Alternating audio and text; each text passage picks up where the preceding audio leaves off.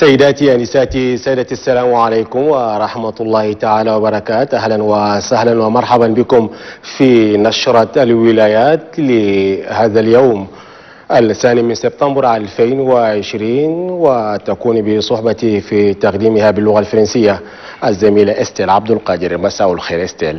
Bonsoir Abdelkader Haroun, bonsoir à tous. Mesdames et messieurs, bienvenue au Journal des Provinces. Au sommaire de cette édition, le ministre de la Jeunesse et des Sports a tenu une rencontre avec les autorités administratives et les différents responsables en charge des disciplines sportives de la province du Mayo-Kebbi-Ouest. Tous les mots qui entravent le fonctionnement du secteur sportif ont passé au pain fin. Reportage d'Oba Diongsala. Dans la province du Mayo-Kebbi-Ouest aura permis au ministre de la Jeunesse et des Sports de recueillir les doléances de la jeunesse et de constater les manquements. C'est à travers une série de rencontres qui a commencé tout d'abord avec le personnel de la délégation provinciale de la jeunesse et des sports. Au ministre, le délégué de la jeunesse et des sports du Mayo-Kebbi-Ouest, Tobobe Wassiri François, a décliné les défis auxquels fait face la délégation. Ils sont exprimés en termes de manquement d'équipement et matériel sportif, insuffisance d'infrastructures sportives, de personnel d'encadrement, doublé de manque de documents didactiques pour l'enseignement d'EPS dans les lycées et collèges. Ensuite, c'est au tour des leaders de jeunes et associations d'échanger avec le ministre. Ils lui ont exposé les problèmes qui sont les leurs. Puis, les présidents des différentes ligues de la province ont été également reçus par le ministre. On ne peut pas régler toutes les difficultés en un coup, mais allons faire de notre mieux pour que certaines conditions puissent être mises afin que cette vision 2030, le Tchad que nous voulons, qui est porté par le maréchal du Tchad, puisse en réalité être répercutée au niveau local. Le développement global ne peut passer qu'à travers les petites actions au niveau local. Pour rallumer la flamme de l'espoir au sein de la jeunesse du Mayo-Kebbi-Ouest, le ministre a procédé en outre à la signature de conventions et à la remise des chèques aux bénéficiaires des fonds d'appui à la jeunesse, soit 21 millions au total pour 16 projets jugés crédibles et des équipements sportifs aux différentes fédérations. Pour toucher de doigt les réalités, le ministre de la Jeunesse et des Sports, Houtouan Mohamed Ndonga Christian, a dû visiter l'étable d'une ancienne bénéficiaire de fonds de faunage. Ensuite, une visite dans le parc sportif de Pala lui aura permis de tout cerner les problèmes de la jeunesse du Mayo-Kebbi-Ouest afin d'apporter des solutions idoines. سلمت وزارة الصحة العامة والتضامن الوطني إلى المستشفى الولائي لمدينة آتيا جهازا جديدا لكشف فيروس كورونا السيدا وداء السل. جرت المناسبة بحضور بعثة من الوزارة والمسؤولين الإداريين المحليين بالمنطقة. تقرير الزميل محمد طاهر جبريل الحر. هذا الجهاز الذي يسمى جينكسبير بمقدوره إجراء 50 تحليل في اليوم، ويقوم بالفحوصات التالية: تشخيص السيدا، تشخيص مرض السل، والأهم فحص فيروس كورونا. وعند تسليمه رسميا إلى المستشفى الولائي لمدينة آتيا، قال رئيس بعثة وزارة الصحة العامة والتضامن الوطني الذي هو المنسق الوطني النائب لبرنامج مكافحة السيدا الدكتور عبد الرزاق آدم فضة إن جهاز جينكسبير الهدف من جلبه إجراء فحوصات دقيقة وبوقت قياسي. وأكد أنه قد تم تدريب عدد من الفنيين بمستشفى آتيا من أجل الاستعمال الجيد لهذا الجهاز. باسم الطاقم الإداري والعاملين بهذا المستشفى، أبدى مدير مستشفى آتيا آدم يوسف سعادته باستلام هذا الجهاز الحديث الذي وفقا له سوف يسهم في الحد من معاناة مرضى السيدا والسلة. هذا الجهاز الذي جلبته وزارة الصحة العامة والتضامن الوطني يأتي في الوقت المناسب وفقا لممثلة والي ولاية البطحة محافظة البطحة الغربية فاطمة بكر كوسي، وقد عبرت عن شكرها إلى مشير تشاد فخامة رئيس الجمهورية الذي وضع تحسين صحة المواطنين ضمن أولوياته. كما شهدت المناسبة إطلاق أول عملية فحص من قبل ممثلة والي ولاية البطحة. De Ati-Randono à Kumbra dans la province du Mandoul où le délégué provincial des finances a été officiellement installé dans ses nouvelles fonctions. La cérémonie a été présidée par le gouverneur de la circonscription administrative. Récit avec Ditaïngue Félix. Le délégué provincial des finances et du budget du Mandoul sortant, Mahamat Nourangare, a dressé le bilan moral de 9 mois de gestion des finances. Il témoigne la compétence et la détermination et surtout la franche collaboration des chefs de services générateurs de recettes. Il demande à ceux-ci de maintenir cet élan avec son successeur. Installant officiellement le nouveau délégué des finances et du budget, Abdelkerim Moussa Daoukardan, dans ses nouvelles fonctions, le gouverneur de la province du Mandoul, Madame Diamra Betolga, a précisé que le domaine des finances constitue non seulement un facteur de dynamisation de l'économie, mais d'emploi et une source de rentrée de devises. Le nouveau délégué provincial aux finances et du budget du Mandoul, Abdelkerim Moussa Daoukardan, a remercié les hautes autorités du pays pour sa nomination à ce poste et appelle les uns et les autres à une franche collaboration afin de mener à bien la mission qui lui est consignée. عرفانا لجهودهم في مكافحة جائحة كورونا تم بمدينة آتيا تكريم عدد من الأطباء وموظفي وزارة الصحة العامة العاملين بالولاية، وذلك في مناسبة حضرتها محافظة البطحاء الغربية فاطمة بكر كوسيه. التقرير مع الزميل محمد طاهر جبريل الحر. إنهم 25 شخصا جلهم أطباء وموظفو المندوبية الصحية الولائية الذين تم تكريمهم بشهادات شكر وعرفان لدورهم في جهود مكافحة جائحة كورونا. هي بادرة لجمعيتي باستاغريك وظل العرش بإشراف محافظة البطحاء الغربية فاطمة بكر كوسيه. باسم منظمات المجتمع المدني عبر رئيس باستاغريك الشفيع أحمد خالد عن كل العرفان بالجميل إلى ذوي اللبسة البيضاء الذين كانوا وما زالوا في الصفوف الأمامية للمعركة ضد كورونا. تعبيرات أثلجت صدر المندوب الصحي بالبطحاء دكتور فوكسيا إيلي الذي أوضح أن هذه الشهادات التي قدمت لهم لهي أغلى من الذهب.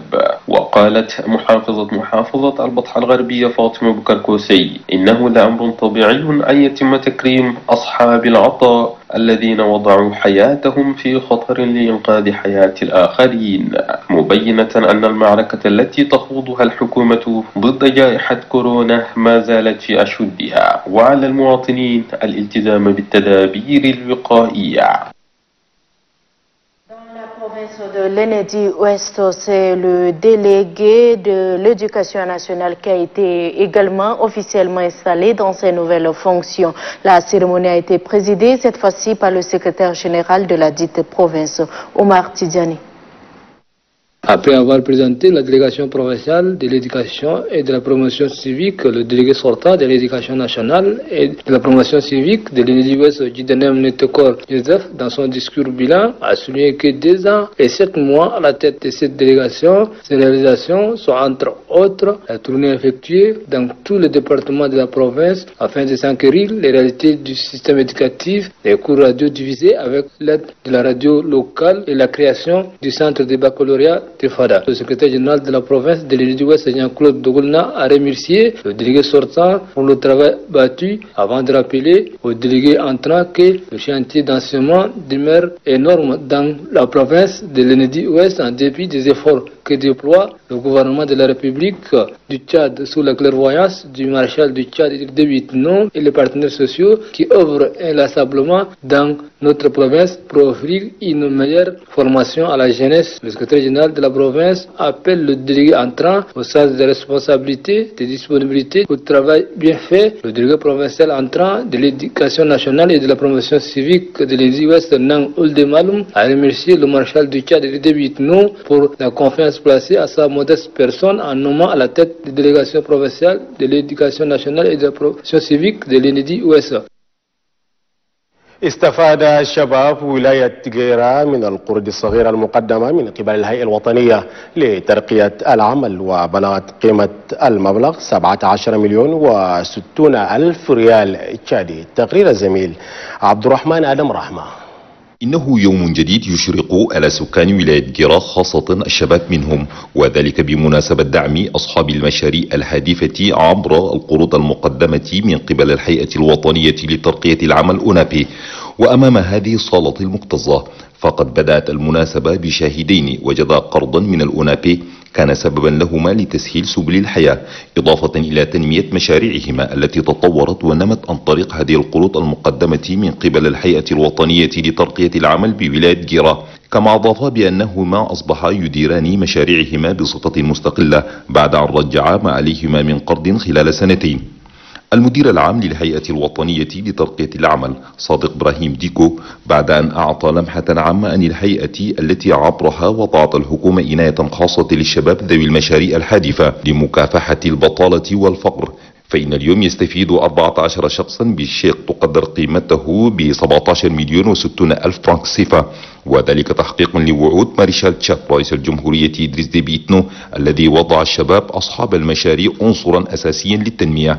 الأمين العام لولاية جيرة جرامبيتي دينغاميو شكر جهود الحكومة عبر الهيئة في دعم الشباب أصحاب المشاريع الهادفة، وهي ترجمة ووعود صادقة لتوجيهات مشير تشاد رئيس الجمهورية إدريس ديبي إتنو الذي يريد أن يضع حدا للبطالة ومساعدة جميع الشرائح من أجل تنمية البلاد وتقدمها في جميع الأصعدة.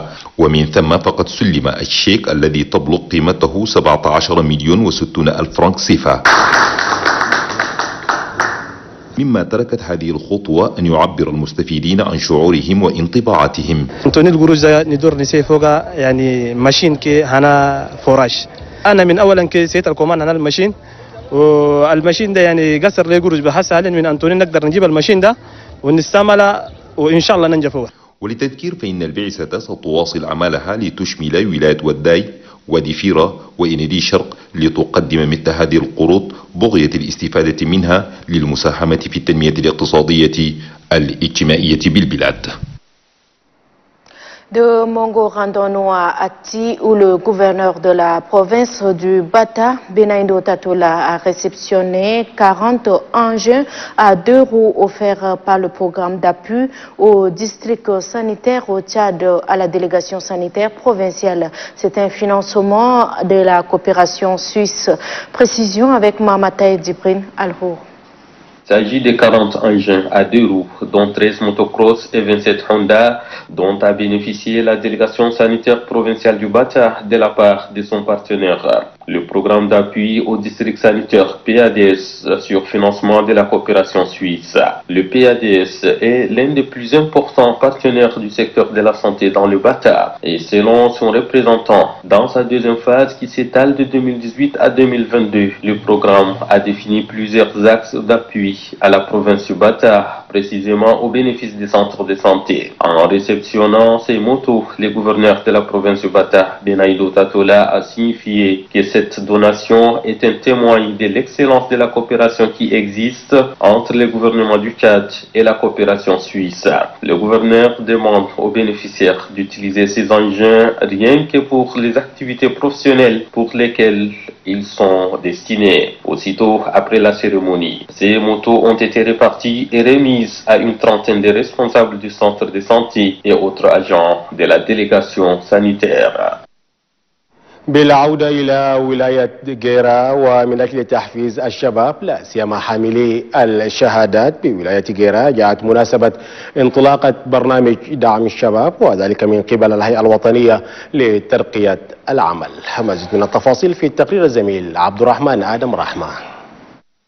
تحت موضوع اشتراك الشباب المحلي من أجل تحفيز العمل العالمي، فقد انطلقت فعاليات المنتدى الإقليمي حول الشباب والسلام والأمن في نسخته الأولى بمدينة مونغو، والذي نظمته المنظمة غير الحكومية يانغ دبلومات، ويشارك فيها ما يقارب 300 من شباب ولاية جيرة عبر منظماتهم الشبابية والمنظمات غير الحكومية وكيانات الأمم المتحدة، بما في ذلك 200 يمثلون جمعيات إقليمية كلهم جلسوا من أجل التباحث وإبراز دور الشباب التشادي في بناء السلام من خلال حوار متعدد المستويات بين الأجيال، وفقا لجهود ومساهمة الحكومة ومنظمات المجتمع المدني لتكثيف الاهتمام العالمي بشكل حاسم عن طريق تطلعات الشباب التشادي في السلام وتحديد أجندة مشتركة.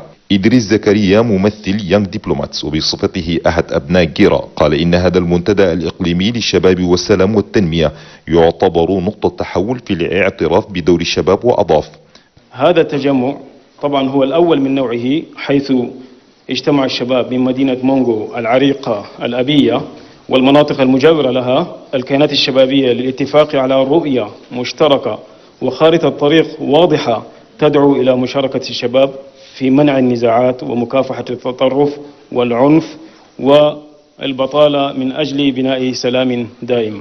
كما ثمنت الأمة الثانية لمدينة مونغو فاطمة عبد الله بجهود يانغ دبلومات، وأكدت بأن هذه الخطوة تندرج ضمن مسائي الحكومة التي أعطت مكانة خاصة للشباب، ودعتهم إلى العمل من أجل الاستفادة القصوى من المعلومات التي تطرح خلال مداولة هذا المنتدى الذي يعقد لأول مرة بولاية جيرا.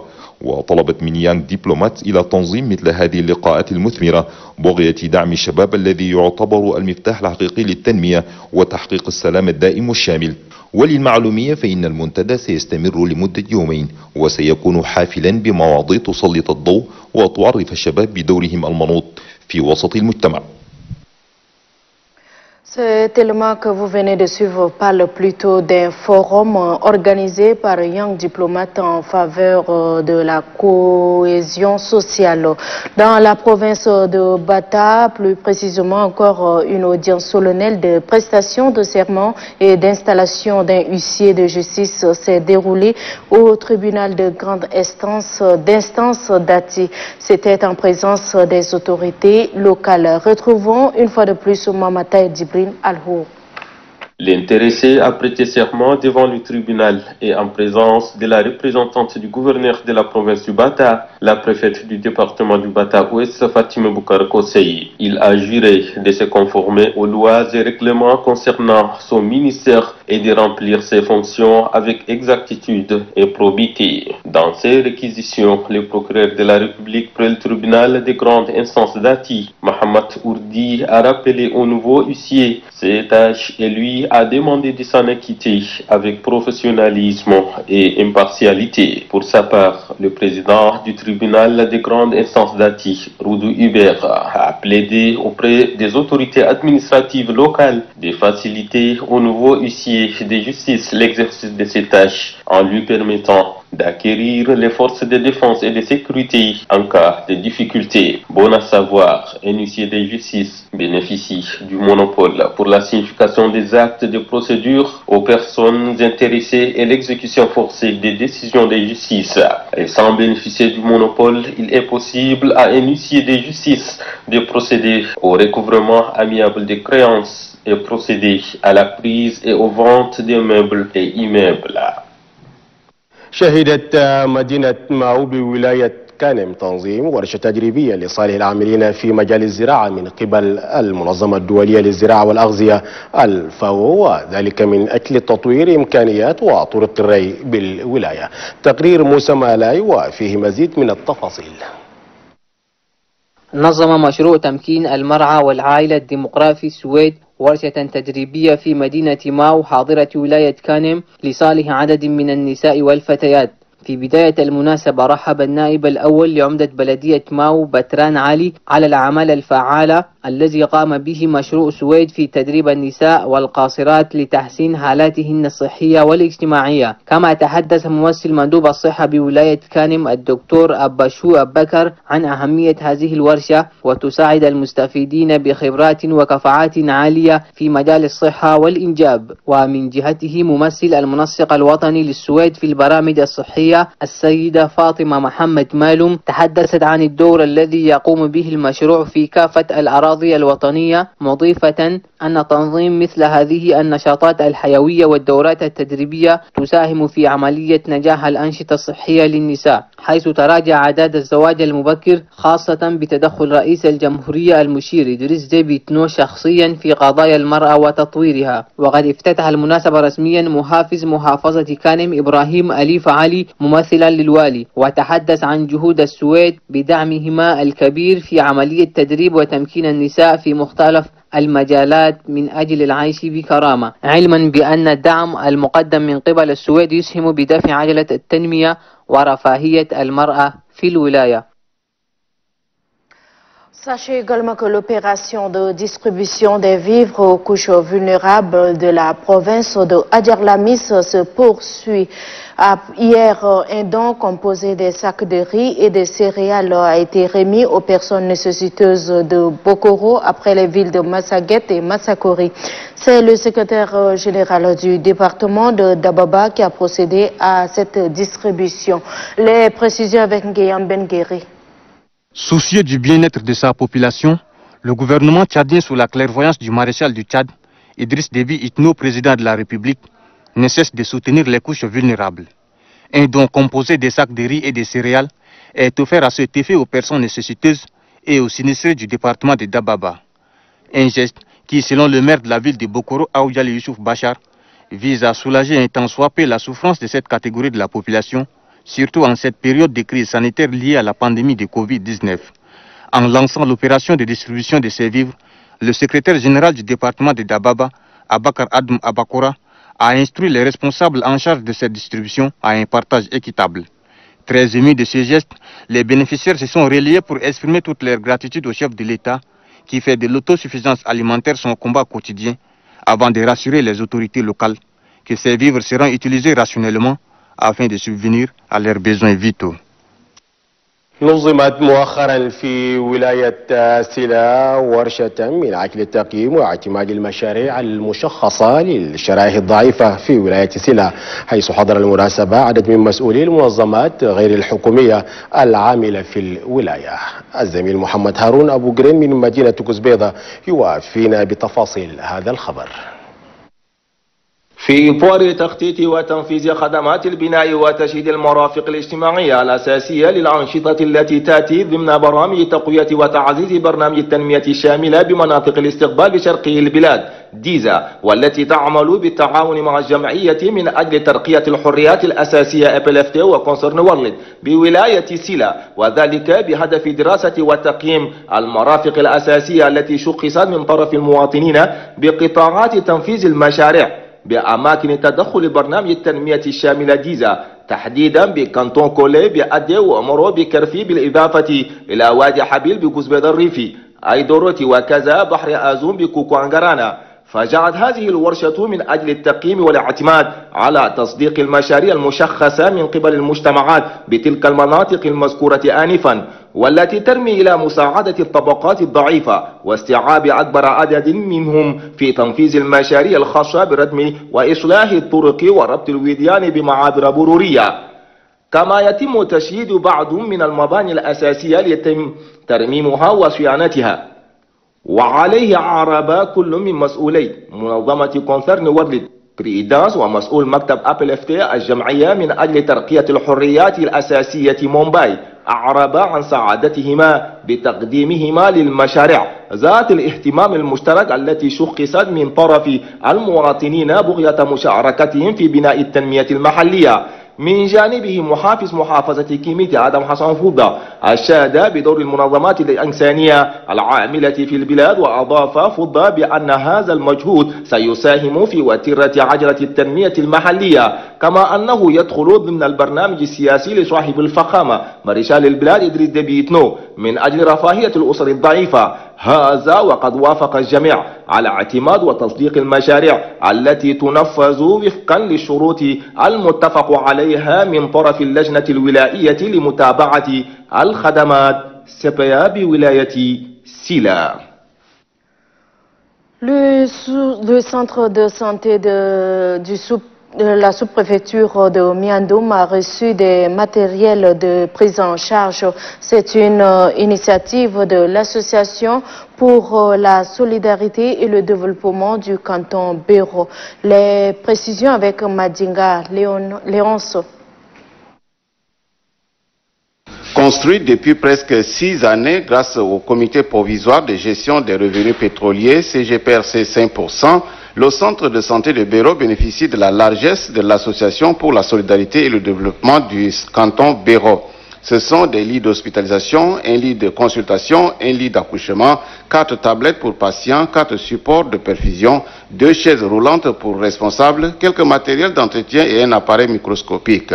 Le tout pour un montant d'1 920 000 francs CFA. À titre symbolique, l'appareil microscopique, qui est le fondamental matériel de travail pour l'analyse médicale, est remis au chef de canton de Béro en sa qualité du président d'honneur de l'association, qui l'a remis au chef de zone de district sanitaire de Doba, qui, à son tour, l'a remis au responsable du centre de santé de Béro.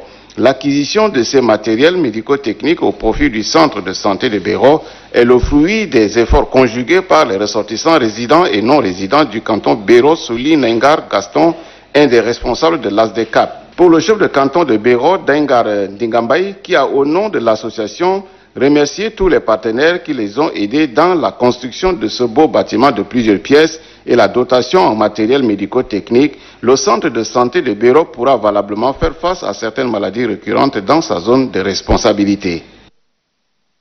قدم مؤخرا سلطان باقرمي بنك عجي ولي محمد ماء غذائية لسكان مدينة ماسنية وكذا أهالي قرية بدرو، ويدخل ذلك من ضمن المواد الغذائية التي تقدمها الحكومة للشرائح الضعيفة من المجتمع. تقرير الحسين النور يوسف.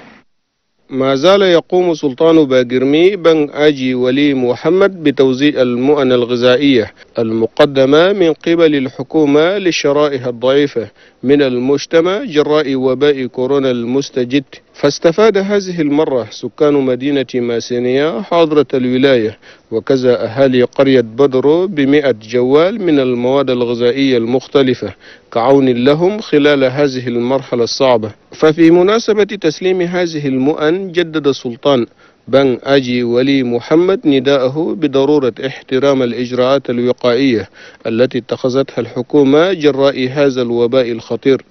الحكومة ورق الناس ما يتم زيادة من 50 عشان كل مجتمع قاعد واحد بس عندنا إعادة الآخرين. اليوم أنينا في شارع باقرمي عندنا 45 المرض الآذى للناس. اليوم أنينا في شارع كلنا شارع باقرمي بس جاي من درجة العالي بمرض الكورونا فيروس. أما المستفيدون فشكروا عبر السلطان بن آجي ولي محمد مشير تشاد إدريس ديبي إتنو على كل هذه الأعمال التي يقوم بها تجاه الشعب التشادي، مؤكدين بأنهم سيلتزمون بكل القرارات التي اتخذتها الحكومة من أجل سلامة الشعب التشادي. Voilà, c'est avec cet élément que se referme ce journal de province. Mesdames et messieurs, merci d'être de notre, merci et bonne suite de programme sur Télé Tchad.